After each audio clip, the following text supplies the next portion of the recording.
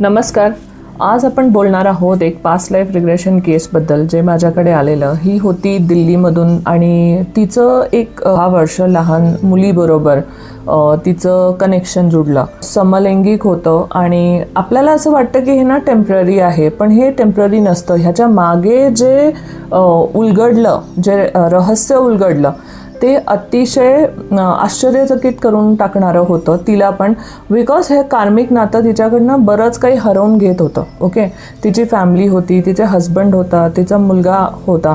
Okay, आणि गोष्टी एकदम बिघडत चाललेल्या. जेव्हा ती माझ्याकडे आली तोपर्यंत ती एकदम डिवॉर्सच्या पायरीवरती आणि तिला कळतच नव्हतं की चालू काय. आणि जिच्यासाठी ती लढत होती ती व्यक्ती पण तिच्याबरोबर नव्हती. तर चला, आज आपण बघणार आहोत ही इंटरेस्टिंग दिल्लीची रिअल पास्ट लाईफ रिग्रेशनची स्टोरी आणि काय उलगडतं ह्याच्यातून रहस्य. का ती त्या स्त्रीच्या प्रेमात पडली, का ती त्या मुलीच्या प्रेमात पडली, हे आज आपण बघणार आहोत. तर चला सुरू करूया आपल्या व्हिडिओला. तर हे केस माझ्याकडे आलेली, ती आली तेव्हा खूप डिप्रेस्ड होती, खूप उदास होती, खूप परेशान होती बेसिकली असं म्हणू शकतो आपण. आली आणि तिने सुरुवात केली तिचं सांगायचं की जे प्रॉब्लेम तिच्या आयुष्यामध्ये झाले. नॉर्मल मॅरिड लाईफ होतं तिचं, कधीही अशा कुठल्या प्रकारच्या फिलिंग तिला पहिल्यापासून आल्या नव्हत्या. आणि अचानक ही एक हीलिंग सेंटर चालवतं. ओके, दिल्लीमध्ये. आणि तिथे स्टुडंट येतात, तिच्याकडे राहतात. तिचं वरती असं बंगला टाईपचं होतं, वरती राहत होती फॅमिलीसोबत आणि खाली हॉस्टेलसारखं होतं. काही लोक बाहेरून यायची शिकायला तिच्याकडे, तर ती त्यांना राहायला पण द्यायचे तिथे रूम वगैरे. आणि तिथेच क्लासेस वगैरे व्हायचे त्यांचे, मेडिटेशनचे, बाकीच्या गोष्टींचे वगैरे वगैरे. आणि ही मुलगी जी 10 वर्ष लहान आहे, आपण एक काम करूया, ह्या स्त्रीला जी क्लासेस घेते, जी स्ट्रगल करत होती, तिला आपण ज्योती नाव देऊया. आणि जी मुलगी तिच्या आयुष्यात आली तिला आपण प्रेरणा नाव देऊया. तर ज्योतीच्या आयुष्यात ही प्रेरणा एक स्टुडंट बनून आलेली की तिला आयुष्यामध्ये म्हणजे जे प्रॉब्लेम आहे, खूप छोटी होती, 2000ची होती ती मुलगी. आणि तिला what ever mentally emotionally she disturb आणि बाकीच्या गोष्टी. आणि ती ह्यांच्याकडे आली राहायला. ओके, क्लासेस घ्यायला. बाहेरून होती ती आणि क्लासेस सुरू झाले त्यांचे, सगळं व्यवस्थित चालू होतं. पण अचानक ज्योतीला प्रेरणासाठी वेगळ्या टाईपच्या फिलिंग यायला लागल्या. ज्योतीचं वय 1990ची असेल. ह्या वेळेला तिला त्या भावना जागृत व्हायला लागल्या आणि तिला फील व्हायला लागलं प्रेरणाबद्दल वेगळं काहीतरी. आणि तिने तसं हळूहळू म्हणजे दोघांमध्ये ते डेव्हलप होत गेलं. आणि इतकं मॅग्नेटिक पुल होतं तिचं म्हणण्यानुसार, इट्स लाईक म्हणजे अनबेरेबल.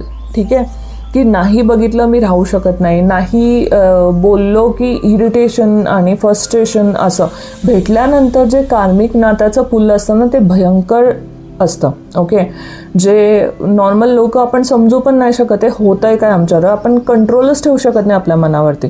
कितीही तुम्ही ज्ञानी असला, तुम्ही एखादं आहे ना, म्हणजे ती पण हिलिंग सेक्टरमध्ये होती, ती पण बऱ्याच गोष्टी करत होती, मेडिटेशन वगैरे. But she also can't hold her self. म्हणजे तिला कळत होतं की अरे मी अशी नाही आहे, मला असं का होतं आहे, म्हणजे ही फिलिंग काय आहे तिला समजतच नव्हतं. आणि तिचं अट्रॅक्शन तिच्याजवळ वाढलं आणि इतकं स्पीडली सगळं झालं. 6 महिन्याच्या आत ती मुलगी तिने तिच्या घरी घेऊन गेली, घरी राहायला लागले, हे दोघं एकत्र राहायला लागले. म्हणजे ऑफकोर्स हस्बंड पण होता तिचा, पण प्रेरणा आणि ज्योती एकत्र राहायला लागले. त्यांना थोडंसं हस्बंडला पण थोडंसं ऑकवर्ड वाटलं, मग त्यांच्यातले वादविवाद वाढायला लागले. आणि प्रेरणा पण अशी कंट्रोल करायची ज्योतीला की हा माणूस तुझ्या आयुष्यात नको आहे, मी नाही पाहू शकत तुला कोणाबरोबर. इतकं म्हणजे इतकं जास्त डिस्टर्ब करून टाकलेलं तिने, किंवा मॅनिप्युलेट करून टाकलेलं प्रेरणाने ज्योतीला. पूर्ण कंट्रोल है ना तिचा घेऊन टाकलेला कुठेतरी असं म्हणू शकतो. ना मुलाकडे लक्ष, ना फॅमिलीकडे, ना नवऱ्याकडे. एकच मुलगा होता 4-5 वर्षाचा. तर तिचं कंट्रोलच स्वतःवरती नाही राहिला. 6 महिन्यानंतर तिने अक्षरशः म्हणजे तिचे आई वडील नव्हते, तिचा स्वतःचाच बंगला होता, तिने तिच्या नवऱ्याला घरातून काढून टाकलं. म्हटली तू पाहिजेच नाही मला. बिकॉज प्रेरणाने तिला तितकं मॅनिप्युलेट केलेलं. आणि तिने आपल्या नवऱ्याला घरातून काढून टाकलं, मुलाला ठेवलं आणि ही तिघं राहायला लागली, प्रेरणा, ज्योती आणि तिचा मुलगा. आता काही दिवसानंतर मग प्रेरणाच्या घरच्यांना थोडंफार काही कळालं. ओके, ते लोक आले, तिला काय समजवलं आणि ही प्रेरणा आपली उठून निघून गेली. ओके, आता ज्योतीनी तर तोपर्यंत सगळं बर्बाद करून टाकलेलं आपलं. ना कामाकडे लक्ष, ना बाकीच्या गोष्टींकडे लक्ष, family life disturb, financial crisis आणि परत बाकीच्या गोष्टी पण, आणि समाजामध्ये नाव वेगळं खराब होतं आहे सगळं.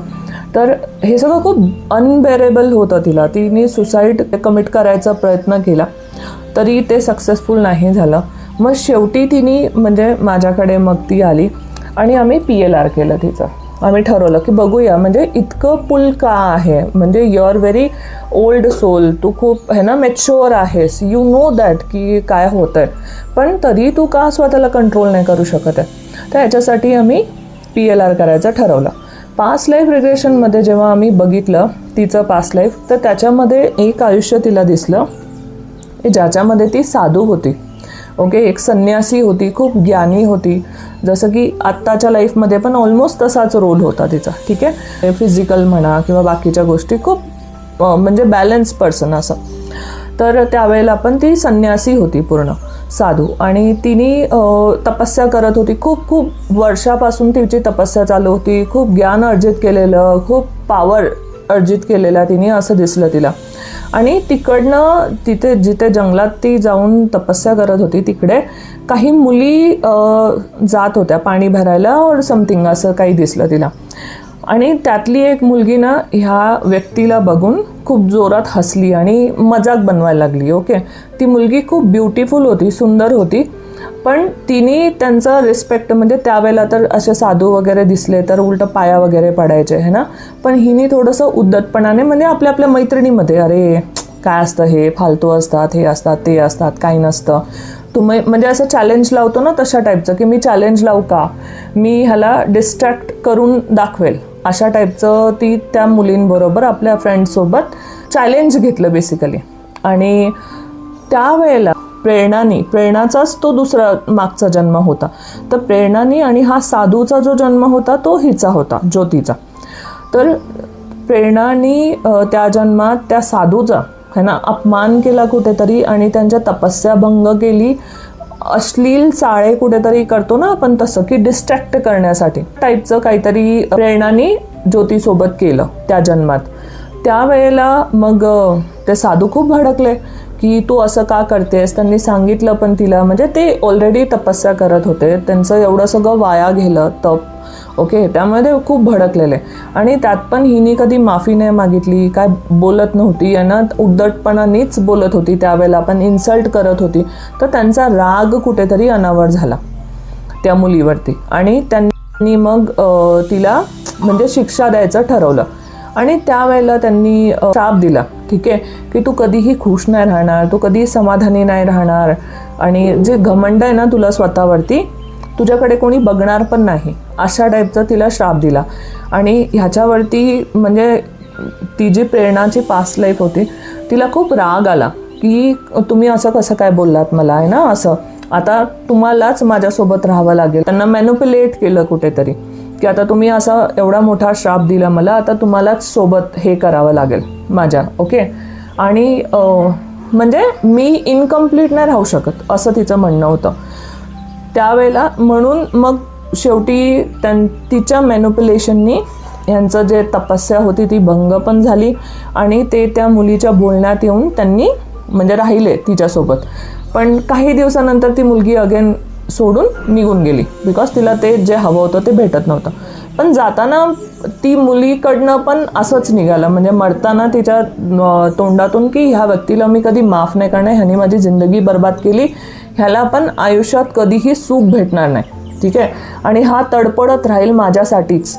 म्हणजे एकतर ती सोबत राहिली, त्यावेळेला तिने सवय लावून दिली ना त्या व्यक्तीला स्वतःची, आणि अचानक निघून जाणं कोणाचं तरी सवय लागल्यानंतर इट्स व्हेरी पेनफुल.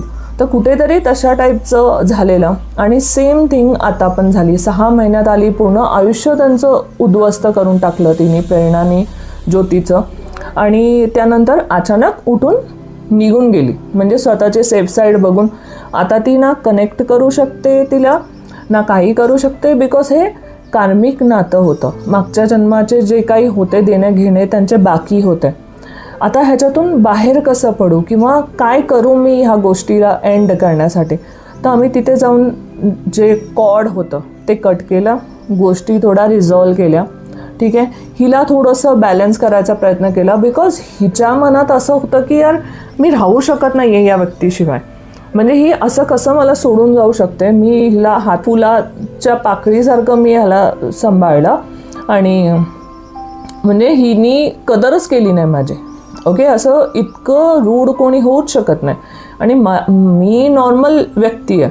मी समलैंगिक गोष्टींना बिलकुल हे नाही करत, म्हणजे सपोर्ट नाही करत. आणि माझ्याबरोबर असं का झालं अशा टाईपचे हिचे प्रश्न होते. मग ते कसं असतं, मागच्या जन्माचे तुमचे कर्मच तुम्हाला, कर्सच तुम्हाला अशा सगळ्या गोष्टींमध्ये टाकतात.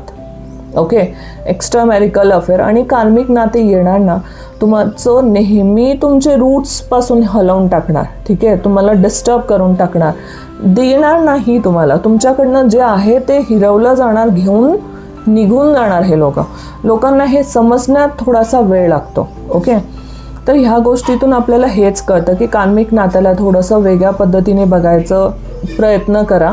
ठीक आहे, आणि समजायचा प्रयत्न करा की ह्या नात्यातून मला काही भेटतंय की या नात्यातून मी हरवत चाललो आहे, मी स्वतःला हरवतोय, माझ्या गोष्टींना हरवतोय. बरोबर, तेव्हा जाऊन तुम्हाला कळेल की हे नातं कार्मिक आहे की कसं आहे. कारण लोक विचारत असतात की कसं कळणार. मग तुम्ही डोळ्यांनी बघा, 2 महिने 4 महिने 5 महिने 6 महिने तुम्हाला कळेल की मला काय भेटतंय, मला आनंद भेटतोय का, मला समाधान भेटतोय का, का मी गोष्टी देत चाललोय समोरून मला काहीच भेटत नाही आहे. हे कार्मिक नातं आहे. त्याच वेळेला थांबा, वेट अँड वॉच. मी नाही म्हणत आहे तुम्हाला की ब्रेकअप करून टाका किंवा फुल स्टॉप देऊन टाका, पण काही वेळासाठी थांबा, त्याचा रिअल चेहरा आपोआप समोर येईल. पण लोक काय करतात, जोपर्यंत रिअल चेहरा समोर येतो तोपर्यंत तर बर्बाद झालेली असतात. ओके, तर हे न करता तुम्हाला स्वतःला होल्ड करायला पाहिजे. ज्या नात्यामध्ये तुमचं ग्रोथ होते ते नातं तुमचं रिअल सोलमेट आहे. अदरवाईज बाकीच्या नात्यामध्ये तुम्हाला अलर्ट राहणं अतिशय महत्त्वाचं आहे. बिकॉज ह्याच्यामुळे खूप लोकांची बर्बादी होताना मी स्वतः पाहिलेलं आहे. तर काळजी घ्या. नमस्कार.